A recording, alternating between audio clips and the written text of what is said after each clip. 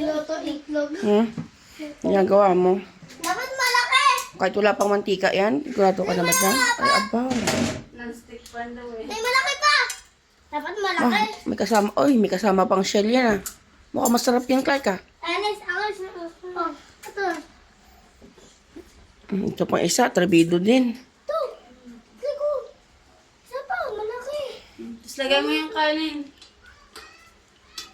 Sinangag ba yan? O prito itlog lang lutuin yung dalawa? Ay. Ito pa. Lagay niyo yung kanin oh. Pahuli pang mantika, ka-very good naman. Nak, mantika inuuna, nak, bago dahan-dahan lang sa mantika, konti lang. Hoy! Uy, da! May Sino? dalawa pa. Nananay niyo. Ha? Isa pa.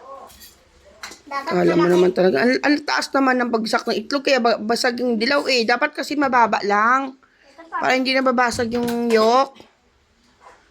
Ilang piraso gagawin nyo? Ba, may pa-adjust pa ng apoy dito isa.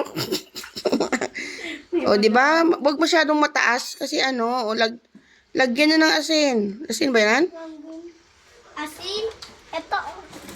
Ito yung asin. Ano ba yan? Scrambled egg ba yan? Oh, very good naman yung asin ah. Tama na, baka alat naman yan.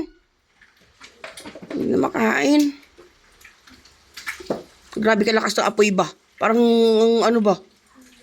Oh. Grabe ah. Scrambled mo na lang yan, Clark. Scrambled mo na lang kasi wala na yan eh. Scrambled mo na lang. Ayaw mo scrambled egg? Da, puputok. Ba, baka i-flip mo pa yan. Ay, abo! Ay, abo! Okay lang yan, Clark. Ako nga din noon, 6 years old lang ako nung simula ako sa kusina eh. Para matuto kayong dalawa. Dudulog. Uy. Hintayin mo lang. Ito yung masunog. Hintayin mo masunog. Pag itim na yung gilid. Okay na yan, i-flip mo na kasi baliktarin mo na. Gawa ng luto na yung ilalim. Baw ah. Hindi yung, nip na yan. Hindi niya na alam kung paano babaliktarin, no? Yung sandok, anak. Sandok. Lagay mo sa ano. Sandok. Yung ginamit ni Jolo, pwede na yan. Wala na. Scrambled egg na. I-scrambled mo na lang para maluto na ganyan. Man, very good yan. Yan. Pwede na yan. Luto na yan. Kain naman kayo ng medyo hapok lang eh. Luto na yan. Very good na yan. Ilagaw.